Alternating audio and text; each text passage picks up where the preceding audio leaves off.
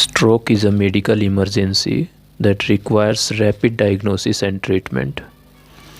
This is a focal neurological deficit which can be classified according to the duration. If the duration of the attack lasts for less than 24 hours, it is called as TIA or transient ischemic attack, and if it lasts more than 24 hours, it is called as a stroke. So the stroke can be classified according to its causative agent, that is, it can be either ischemic or hemorrhagic.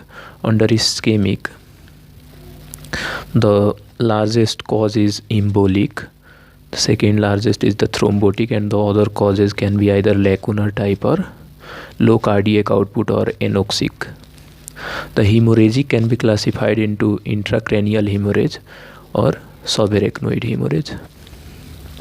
So before going to this broad classification, we need to know that how are the paramedical or the local people are trained to diagnose the stroke.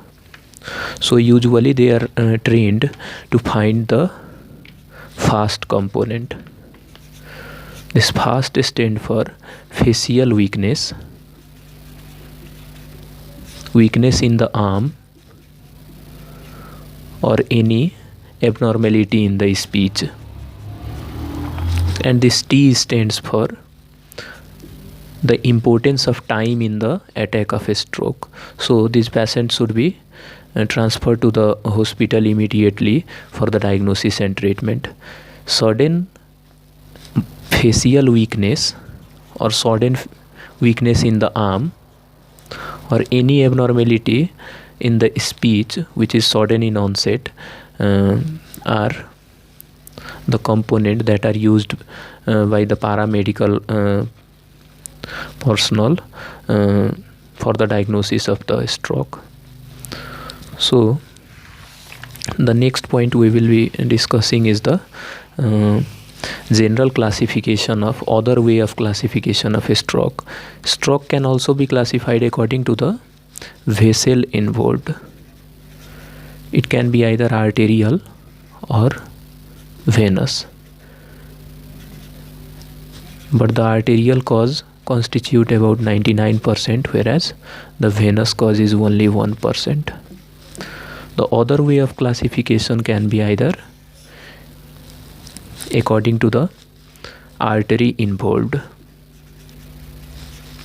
and it can be either anterior cerebral artery, middle cerebral artery, posterior cerebral artery, or basilovertebral artery, basilar or vertebral artery. The next way of classification will be our ischemic and hemorrhagic classification, which we have already done. So we will start from the ischemic cause. Under ischemic cause, first of all, one should know that ischemic cause constitute about 85% of the stroke, whereas hemorrhagic constitute only 15% of the cause behind the stroke. And under hemorrhagic, almost 10% is caused by intracranial type of hemorrhage, whereas only 5% of the hemorrhagic is caused by subarachnoid type of hemorrhage. Now coming to the largest portion of the stroke, which is caused due to the embolic form of ischemic stroke. So what is the source for the embolus? The usual emboli originates from heart. Heart is the most common site for the origin of the embolus. Other site can be either in internal carotid artery or aorta. It can also be from some of the blood clots.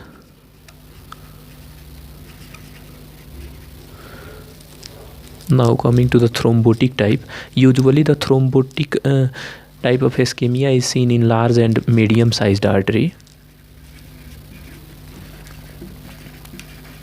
middle sized artery, in which atherosclerosis causes thrombosis, atheroma, and the most commonly involved artery is the middle cerebral artery. Then coming to the lacunar type. First of all, the first point we will study in the lacunar is the cause behind the lacunar stroke, and the most frequently involved cause or the most common cause is hypertension. And what does it causes? Usually the hypertension causes the thickening of the arterial wall. As a result, there is narrowing of the space for the blood flow, which causes diminished perfusion in the cerebral cortex and causes a stroke. This causes thickening. And other than hypertension, diabetes mellitus along with smoking and alcohol is also regarded as the risk factor for the stroke. Okay, and how does it causes? As it results in the thickening and narrowing of the arterial wall, which results in ischemia. And some of the non-vascular causes can either be low cardiac output or anoxic type of spell, which can diminish the perfusion in the cerebral cortex. Okay, now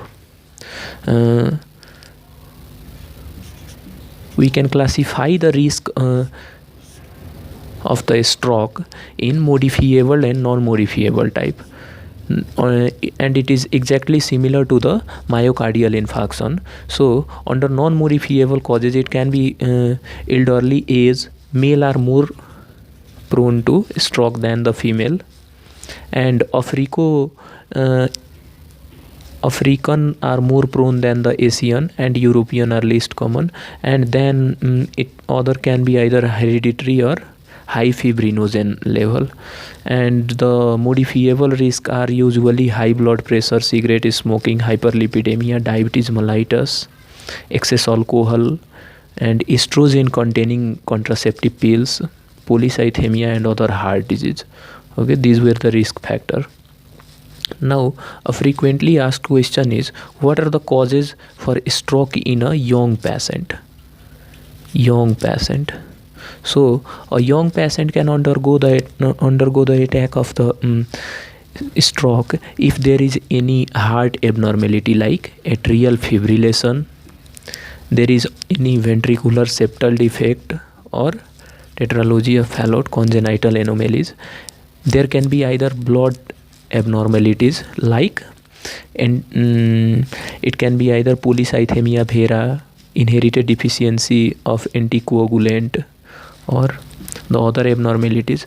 Means suppose that if there is any underlying cause behind cardiac abnormality or blood abnormality or vessel abnormality, there is some sort of vasculitis like Behcet disease, or there is vascular abnormalities like Berry aneurysm.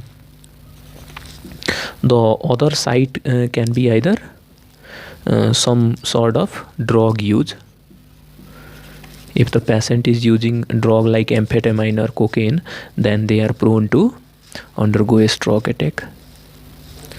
There can be hypertension. Okay, these are the condition in which a patient, even though he is young, can undergo the attack of stroke.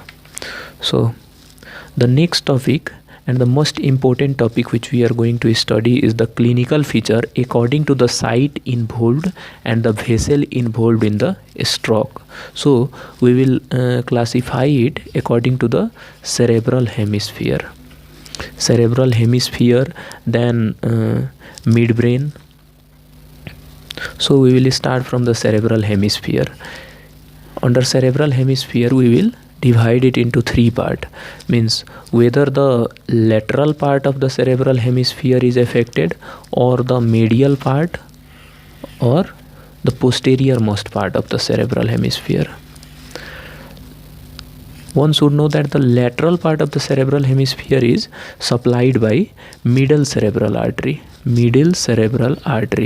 The medial part is supplied by anterior cerebral artery, and the posterior part is supplied by posterior cerebral artery. So how to remember this feature? Starting from the anterior cerebral artery, usually the anterior cerebral artery affects the legs. And what does it causes? It can cause abnormality in gait, sensory component, motor component abnormality, which is manifested as paralysis. Okay, anterior cerebral artery causes leg abnormality. Then coming to the middle cerebral artery. Middle cerebral artery affects face and hand. And what does it causes? It causes motor abnormality, causes paralysis. Sensory abnormality causes paresthesia.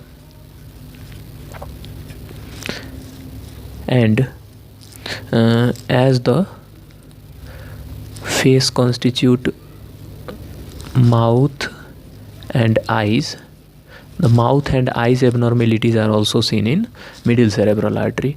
And mouth abnormality is manifested as aphasia, means there is abnormalities in speaking, as the motor component, motor aphasia or central aphasia can be there. Either sensory aphasia, in which the Wernicke's area number 22 is affected, and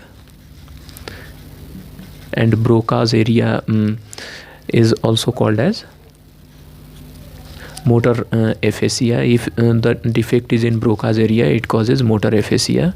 And Brodmann area number is 44. That are the MCQ points. Means what we studied, that in middle hemisphere, it is supplied by the anterior cerebral artery, and under this topic we need to remember only it affects the leg. And then coming to the middle cerebral artery, it affects the face and hand. And what does it causes? Motor abnormalities as paralysis, sensory paresthesia, aphasia for the mouth, and eyes में क्या दिखता है, तो that can be either gaze abnormalities or nystagmus type of feature. And now coming to the posterior cerebral artery. Posterior cerebral artery, we should remember that it usually affects eyes. And what does it causes? In eye, there is homonymous hemianopia. Homonymous hemianopia. And the other abnormalities in the eyes will be spontaneous pain, and memory deficit is also seen in posterior type. Means we will remember only eyes in case of the posterior cerebral artery. Then coming to the other side, that will be our midbrain. If the midbrain is affected, the midbrain is usually supplied by the posterior cerebral artery, and it causes third nerve paralysis. And as we know that all the eyes muscle other than superior oblique and lateral rectus are supplied by third cranial nerve, the eyes abnormality will be mostly affected in the midbrain stroke. Now coming to the other side, that is brain stem. And brain stem is usually supplied by the basilar artery. Basilar artery. And what is the main presentation? They will present as facial abnormality and eyes abnormality. And what is seen in face? Usually there is paralysis, and under eyes abnormality there will be paresis of the abduction, gaze abnormalities, and temperature and pain sensation is also lost in brain stem. Temperature and pain sensation. And the other site will be lateral medulla under the heading of brain stem. Brain stem में यदि lateral medulla is affected, then it causes vertigo, nystagmus, Horner syndrome. Means we can simply remember it as a brain stem abnormalities, in which vertebrobasilar artery is the artery involved and which is manifested as the abnormalities in the face along with eyes and under sensory loss of pain and temperature. And the last site will be our internal capsule, which is supplied by which is affected usually in the lacunar stroke. Internal capsule में usually this is affected in the lacunar type of stroke, which is caused due to the hypertension and diabetes mellitus and manifested as motor hemiparesis of the face, arm and legs. Motor hemiparesis, in which half of the body part is paralyzed. Hemiparesis. Okay, so this was a very important point to remember in the clinical feature. And how did we remember that? First of all, we will divide cerebral hemisphere into lateral, medial and posterior part, and under medial, as we know that the medial hemisphere is usually supplied by anterior cerebral artery, whereas the lateral part is supplied by middle cerebral artery. And under anterior cerebral artery, the affected portion is leg, so there is gait abnormality, sensory and motor abnormalities in the leg. And when the middle cerebral artery are affected, then usually the site is face, hand, and the same manifestation is seen. And if it is posterior cerebral arteries, then the most common organ is the eye. Then coming to the midbrain, if midbrain is affected, then it causes third nerve paralysis. And as third nerve is the function of the third nerve is situated in the eyes, then eyes abnormality will be present. And under brain stem, the perfusion is usually via the vertebrobasilar artery, and the abnormalities is seen in eyes, face and temperature and pain sensation. And the internal capsule, usually it is affected in the lacunar type of a stroke and usually causes the motor hemiparesis. Then we will proceed to the management of the ischemic type of.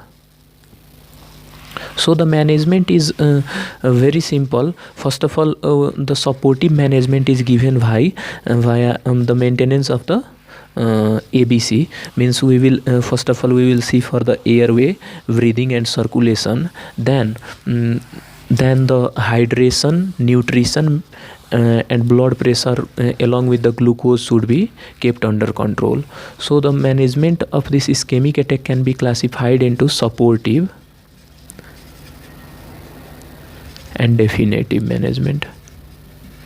Under supportive, we will see for ABC. Then we will manage the BP. Usually the BP in the lacunar or any other cases, if the BP is elevated, BP is elevated but not up to the mark of more than 160/90, then the BP lowering drug are not recommended in these cases. Okay, usually they are recommended only after the resolution of the stroke, at least 1 to 2 weeks after. So we will maintain BP, glucose, temperature, and if there is any incontinence feature, then we should take care for catheterization and constipation along with urinary retention. Means incontinence feature should also be kept under consideration. And we should always remember to mobilize the patient, because avoiding during large days for immobilization can cause further abnormalities. Okay, so always mobilize the patient, try to immobilize and give some sort of physiotherapy to the patient, because it worsens the symptoms. If the patient is in bed for a long duration. So after supportive treatment, the first drug we will come for the definitive management, and the first drug which is given is the tissue plasminogen activator. And the indication usually the indication of the tissue plasminogen activator is if the patient comes to you within 3 hours, and if the diagnosis have already been made that this is the case of ischemic stroke, and if the age of the patient is more than equal to 18 years. And some of the contraindication for the tissue plasminogen activator is if the patient is hypertensive and the BP is more than 185 by 110, if there is any head injury history, if the platelet is low, some sort of major surgery he have undergone, or if the glucose is low, GI bleeding is seen. Okay, these are the contraindication for tissue plasminogen activator. And the other drug which we can prescribe to ischemic type of a stroke are antithrombotic treatment, in which first of all we will give antiplatelet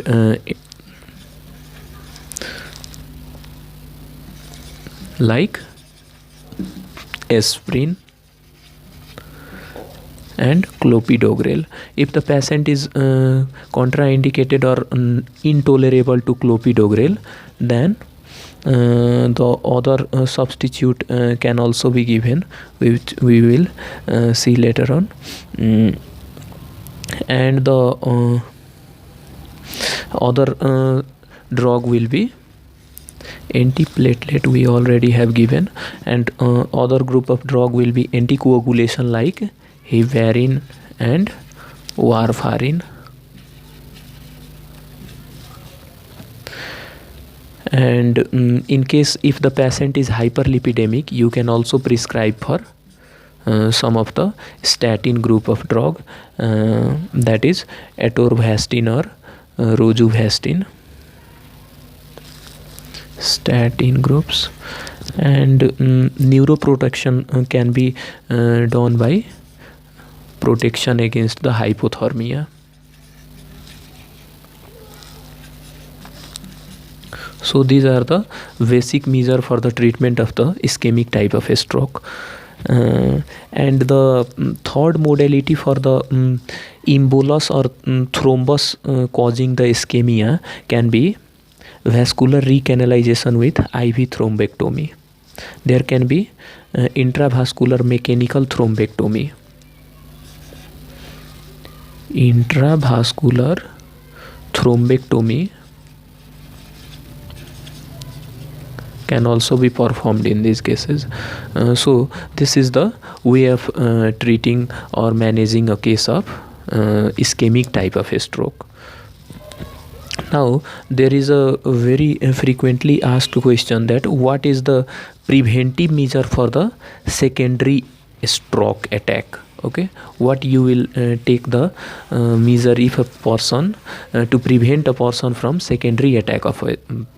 So first of all we need to find out the risk of secondary attack in a patient. So there is a very famous mnemonics, that is ABCD square.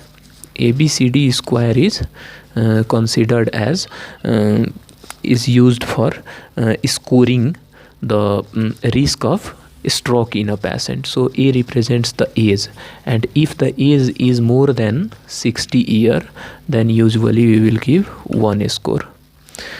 B is for the BP. BP more than 140 by 90, then he gets 1 score. C is for the clinical feature, and clinical feature can be of two types. There is unilateral weakness, or there is speech abnormalities. If there is unilateral weakness, then we give 2 score, and if there is a speech abnormality, that constitute 1 score. D is for the diabetic patient, whether he is diabetic or not. If he is diabetic, then we will give 1 score. And another D is for the duration. Duration, whether it is less than 1 hour or more than 1 hour. If the attack was more than 1 hour, then we will give 2 score, and if the attack was less than 1 hour, that constitute 1 score. So after scoring this, if a score of more than 6 comes, then there is high risk for the secondary attack. So if the score is more than 6, there is high risk, and even more than 4 score is considered as high risk for TIA, means transient ischemic attack can also be found in case of more than 4 score in this ABCD square.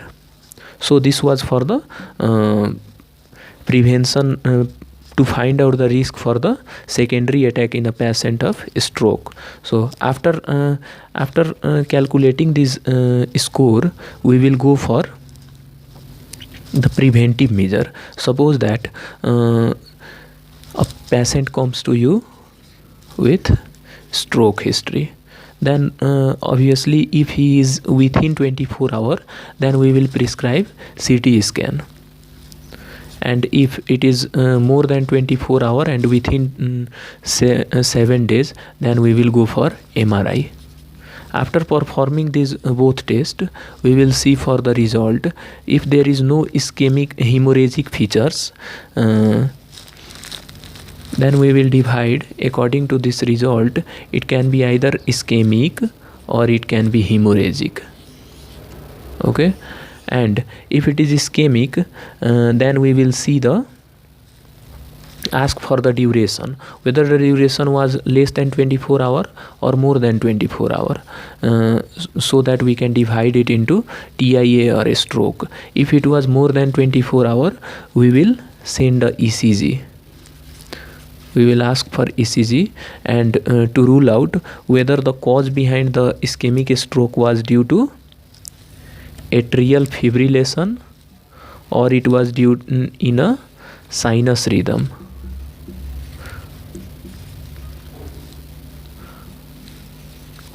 So if the cause was atrial fibrillation, we will try to find out the cause behind the atrial fibrillation. So we will send a thyroid function test, and usually in these cases cardioversion and antiarrhythmic drug is required.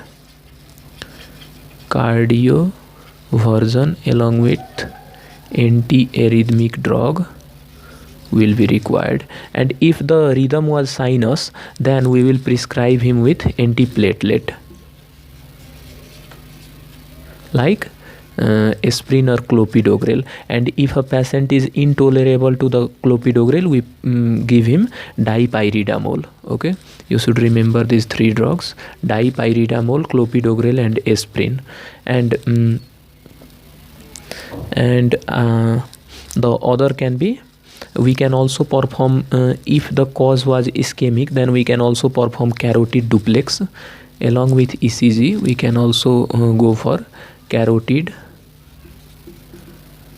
duplex scan, and if the carotid stenosis is found in the carotid duplex scan, then we will go for end arterectomy, and then again we will continue for the antiplatelet and anticoagulant drug.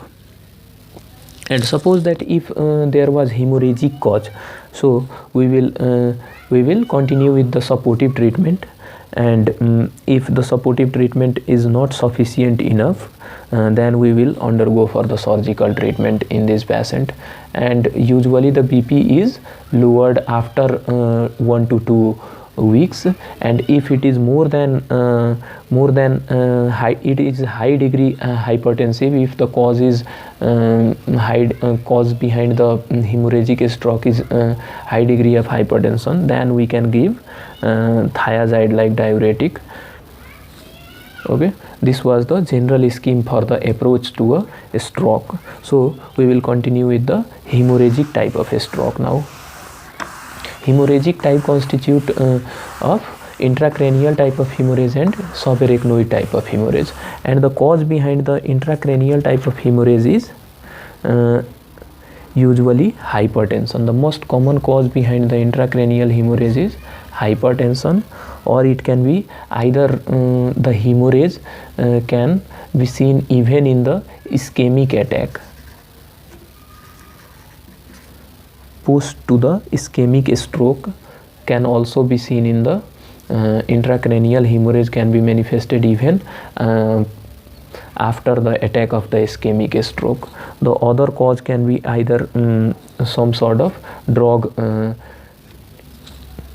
intake like anticoagulant or antithrombotic use.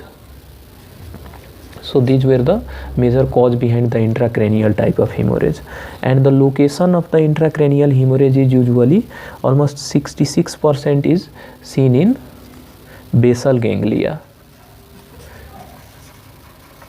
and the other site can be pons, cerebellum and other cortical areas. Whereas and what will be the clinical feature in the intracranial type? They usually manifest as a focal neurological deficit which usually lasts for 30 to 90 minutes, and the consciousness, stupor or coma can be the presentation, and the deficit, and the diagnosis is usually made via CT scan.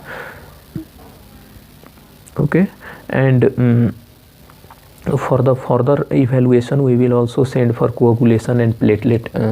CT scan के बाद coagulation abnormalities को rule out करने के लिए clotting factor and platelet count should be sent.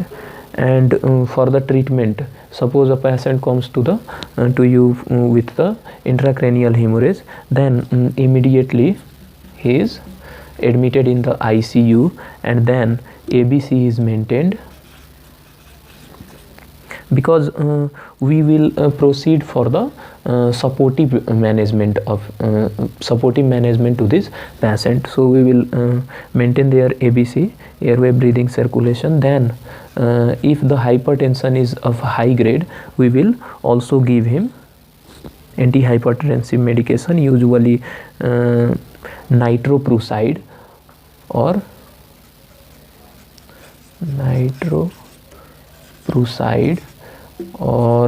some sort of diuretic like thiazide like diuretic is also prescribed. And to lower the IOP, mannitol can be given to this patient. And always remember that a steroid is contraindicated in case of intracranial hemorrhage. Now the last portion of the stroke is the subarachnoid, and the cause behind the subarachnoid hemorrhage is the trauma. Trauma is the most common cause for the subarachnoid hemorrhage. So usually